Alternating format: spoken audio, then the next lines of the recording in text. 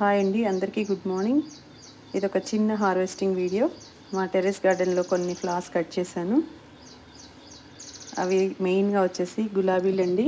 నేను ఈ రోజ్ ప్లాంట్స్కి 15 డేస్కి ఒకసారి సాయిల్ లూజ్ చేసి కొద్దిగా Epsom salt, bone meal, all mix cake, అలాగే కొంచెం వర్మీ కంపోస్ట్ 4 కలిపి అన్ని మొక్కలకి కొద్దిగా ఇస్తూ ఉంటానండి. దానివల్ల ఫ్లవరింగ్ చాలా బాగా వస్తుంది.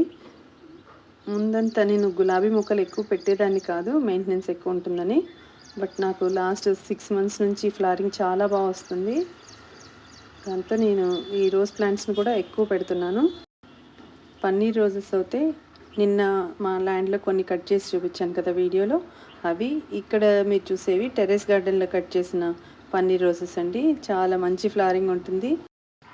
ఈ పన్నీర్ రోజ్ ఫ్లవర్స్ని గ్రైండ్ చేసి ఆ పేస్ట్ని ఫేస్ ప్యాక్గా వాడుకోవచ్చు. చాలా గ్లో ఉంటుంది స్కిన్. ట్రై చేసి చూడండి. మంచి స్మెల్ కూడా ఉంటుంది. మిగతా ఫ్లవర్స్కి అంత స్మెల్ రాదు, కానీ పన్నీర్ రోజెస్కి చాలా బాగా స్మెల్ ఉంటుంది.